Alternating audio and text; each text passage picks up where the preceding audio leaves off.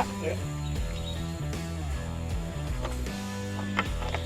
Assalamualaikum warahmatullahi wabarakatuh. Waalaikumsalam warahmatullahi wabarakatuh. Kembali lagi di acara Pas Ngopi Pengadilan Agama Sarangun, ngobrol podcast informatif.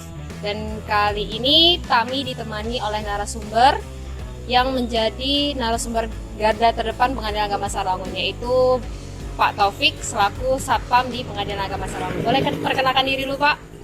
Ya, sebelumnya Assalamualaikum warahmatullahi wabarakatuh. Saya ucapkan terima kasih untuk pembawa acara Pengadilan Agama Sarangun kepada Mbak Tami dalam rangka hari ini udah mengundang kami sebagai satpam di Pengadilan Agama ini untuk melakukan podcast ini. Benar sekali. Nah, ketika di Pas Ngopi kali ini tuh kita akan membahas tentang pelayanan terdepan di Pengadilan Agama Sarangun. Nah, kan Bapak udah bersertifikat Satpam nih, udah mengikuti Diksar. Saya lah selaku orang umum dan ketika Pas Ngopi juga belum tahu nih, sebenarnya Satpam itu apa sih sebenarnya, Pak? Nah, untuk satpam ini ya itulah yang dinamakan satuan pengamanan dalam berbentuk satuan atau kelompok yang bersifatnya mengamankan dalam bentuk keamanan di ruang lingkup kerjanya, dan juga itu udah termasuk oleh instansi badan usaha atau lembaga pemerintah yang telah mengesahkannya. Berarti Satpam ini itu ada lembaga keamanan di suatu instansi seperti Ya, itu ya? seperti mana, dan juga itu tuh kan peraturan Perpol dari peraturan Kepala Kepolisian Republik Indonesia pada tanggal 24 tahun 2007 tentang pengamanan di ruang lingkup kerja. Itu kan udah ada tertera pada bab ayat 1 itu kan bab 1 ayat 1, terus pasal 1 ayat 6 gitu ya. Oh, tentang pengertian tentang Satpam itu Ya. sendiri. Nah, selama Bapak mengikuti Diksar Satpam sendiri kemarin, itu ada nggak sih Pak penjelasan lebih detail tentang tugas dan fungsi Satpam atau security itu? Kan kita kan mengikuti Diksar nih, semua yang pernah ikut Diksar pasti diberikan pengertian tentang Diksar itu apa sih. Nah, jadi gini Mbak Tami, kan kita kan di ibaratnya kan ikut pendidikan itu dikasih tahu bahwa kita ini mengikuti pendidikan ini untuk pengamanan di ruang lingkup kerja, di mana tempat kita kerja gitu kan.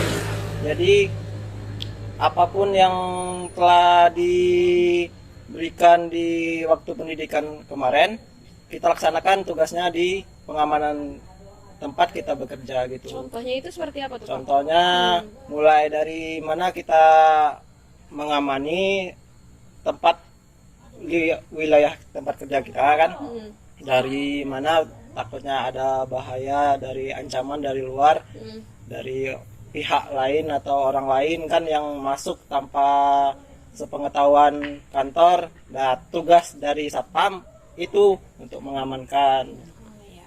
Nah, untuk di Pengadilan Agama sendiri itu ada standar operasi kerjanya nggak Pak untuk si Satpam dan security itu sendiri? Ada, itu kan mulai dibagi menjadi berapa kelompok, ada sekitar 3 kelompok bagian ya kan.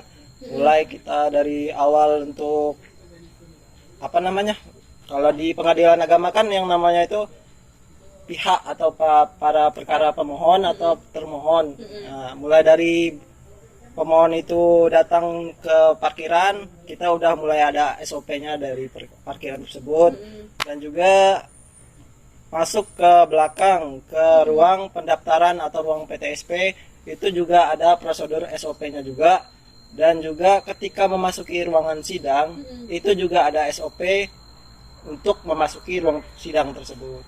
Berarti di setiap tempat-tempat itu udah ada standar operasi sendiri, ya, Pak ya. Nah, kalau yang tadi Bapak bilang ada SOP di tempat parkir itu seperti apa, boleh dicontohkan Pak? Mau tahu kanti-kanti Pas Ngopi ingin mengetahui bagaimana SOP tersebut.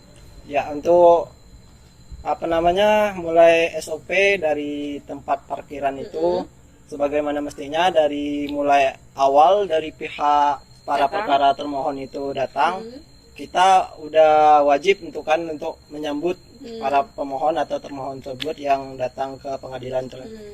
Mulai dari kita salam. Kita kan di pengadilan agama ini kan semuanya mayoritas semua masyarakat itu kan Islam kan. Jadi ketika semua tamu yang datang di kantor ini kita sambut dengan salam, terus mengucapkan selamat pagi atau istilahnya hormat kan kepada para pihak tersebut. Terus menanyakan tujuan maksud untuk datang ke sini. Kan bukan berarti yang datang ini semuanya para pihak, atau mungkin ada juga tamu yang pengen bertemu dengan salah satu dari staf kantor, itu kan harus melewati dari satpam dulu. Itu Pak. Berarti ibarat kata SOP dari di bagian depan di parkiran itu, berarti kita menyambut dengan baik dan mengetahui tujuannya apa. Kemudian Bapak, dan mengarahkan. Kemudian Bapak mengarahkan ke tempat yang ingin dia tuju gitu.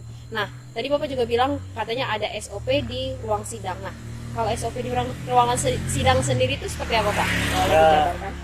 Untuk ruang sidang di belakang itu Mbak Tami, jadi begini. Kalau di ruang sidang itu sebelum memasuki ruang sidang, kita itu harus mengecek atau memeriksa dari pemohon atau termohon yang datang ke ruang sidang.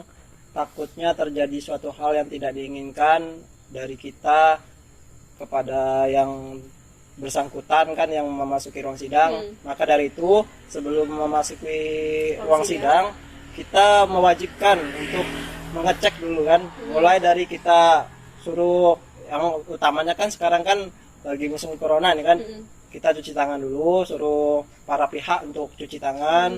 Kedua memakai masker, itu ya udah wajib kan. Terus mengecek semua peralatan yang dibawa oleh para pihak tersebut. Ketika memasuki ruang sidang, semua peralatan yang sekiranya tidak penting atau tidak perlu dibawa itu bisa kita titipkan di loker. Dikarenakan kan di ruang tunggu itu kan udah ada loker pribadi untuk menyimpan alat para pihak. Nah, untuk para pihak sendiri itu ada standar untuk memasuki ruang sidang nggak Pak? Maksudnya pakaiannya, penampilannya, apakah gondrong atau apa boleh masuk, atau memakai baju olahraga biasa atau celana pendek itu masih boleh masuk, atau baju seksi misalnya Pak? Kan ada juga nih orang-orang yang maksudnya ya seksi dalam artian seperti itulah, tidak sopan gitu. Ya, jadi begini Mbak Tami ya. Kalau ketika untuk memasuki ruang sidang atau apapun itulah, ya diwajibkan untuk memakaikan baju yang sopan gitu. Nah, tidak memakai baju yang sekiranya tidak senonoh untuk memasuki ruang sidang. Apalagi yang kalau ada itu yang pakai singlet atau baju belah itu kan. Atau yang untuk yang untuk yang ceweknya ini memakai rok yang pendek. Nah, itu tidak diperbolehkan untuk masuk ruang sidang. Dan karena kan kita ini kan pengadilan berbasis agama, jadi kan sopan santun gitu harus dipakai, etika juga dan akhlak juga dipakai gitu. Nah, berarti ganti-ganti pas ngopi, semisalnya ada keperluan di pengadilan agama Sarawak bisa menggunakan pakaian yang sopan seperti itulah dan enak dilihat dipandang mata lah seperti itu. Ya, nah, selain itu nih Pak, ada nggak sih cerita selama di pengadilan agama Sarawak ini cerita-cerita yang menegangkan atau memerlukan maksudnya memerlukan penanganan yang khusus seperti itu? Ada nggak selama Bapak bekerja di sini? Alhamdulillah, untuk berapa lama saya udah kerja di sini, itu ada saya menemu satu perkara yang bisa disebut menegangkan dalam sidang. Dimana kan di sidang ini kan tentang perceraian antara suami dan istri. Jadi ketika salah satu tidak terima dari keputusan hakim tentang perkara perceraian ini, pasti kan salah satu ada yang meluap emosinya kan begitu. Nah, jadi kemarin itu ada satu orang yang habis dari perkara cerainya itu tidak terima dengan hasil keputusan dari hakim. Nah, itu pengen ngeluarin pisau gitu, pengen mau nikam atau nujah itu ya kalau bahasa Itu gitu. di dalam ruangan sidang atau udah di luar? Udah di luar sidang. Jadi di luar sidang pengen nujah atau nikam orang yang bersangkutan lawannya gitu. Nah, jadi kami kemarin itu udah tegang, siap-siap dengan keadaan kayak gini kan kita udah waspada gitu. Gerak-gerik orang itu harus kita waspadai dari awal gitu. Makanya sebelum memasuki ruang sidang tadi itu kita cek semua gitu. Ternyata orang itu nyimpan pisaunya di motor, di kendaraan. Orang itu putar balik lagi. Jadi kita udah antisipasi dulu lah untuk mengamankan pemohon dulu, yang ibaratnya kan yang emosi ini suaminya gitu. Jadi kami mengamankan istrinya untuk jangan pulang dulu gitu ya. Jangan pulang dulu, kita bawa ke dalam dulu untuk steril dulu kan biar aman gitu. Berarti itu dukanya kalau menjadi satpam di pasti kantor ada. Pengadilan Agama Sarolangun nih Pak. Kalau sukanya sendiri tuh Pak selama di Pengadilan Agama Sarolangun? Nah, untuk sukanya sendiri pastilah kita mendapatkan rekan teman atau rekan teman keluarga. Di pengadilan agama ini pasti kita mendapatkan keluarga. Ini kan di pengadilan ini udah jadi keluarga kedua kita. Semuanya kan ibaratnya menjadi orang tua, entah jadi bapak, jadi ibu gitu bagi kami kan, atau kakak, abang-abang yang udah senior kan. Gitu. Oke. Arti ganti pas ngopi ini udah dapat disimpulkan bahwa satpam ini adalah pelayanan terdepan dari Pengadilan Agama Sarolangun, muka pertama dari Pengadilan Agama Sarolangun, sehingga mereka selalu menjaga keamanan serta keindahan dari Pengadilan Agama Sarolangun itu sendiri. Nah, terakhir nih Pak, sebelum kita ke pertanyaan terakhir, boleh dong ngopi dulu karena sesuai dengan acara kita yaitu pas ngopi Pengadilan Agama Sarolangun ngobrol podcast informatif. Jadi kita minum dulu kali ya. Ya, mari. Boleh, silakan minum Pak.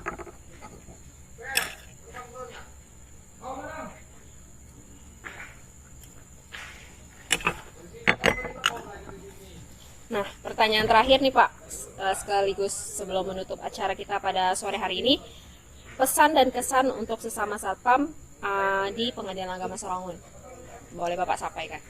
Nah, ini untuk buat rekan-rekan satpam yang di luar sana. Ini sedikit pesan buat saya untuk rekan-rekan semuanya. Jangan berhenti, semangat kalian jangan berhenti. Yang terutama belum mendapatkan kerja, tetap semangat, berusaha, yakin, niatkan diri kalian untuk bisa mendapatkan pekerjaan. Insya Allah dimanapun itu tempatnya bisa kalian dapatkan kalau kalian niat dari awal. Dan kesannya juga ya jelasnya dapat pengalaman dari pekerjaan ini dan jadikan pekerjaan ini untuk menjadi sukses ke depannya lagi. Gitu teman-teman. Terima kasih Pak telah menjadi narasumber Pas Ngopi pada sore hari ini. Saya selaku pembawa acara memohon terima kasih dan mengucapkan terima kasih dan mohon maaf bila terdapat kesalahan dalam penyampaian dan penyebutan. Saya selaku host pada sore hari ini undur diri. Wassalamualaikum warahmatullahi wabarakatuh. Waalaikumsalam warahmatullahi wabarakatuh.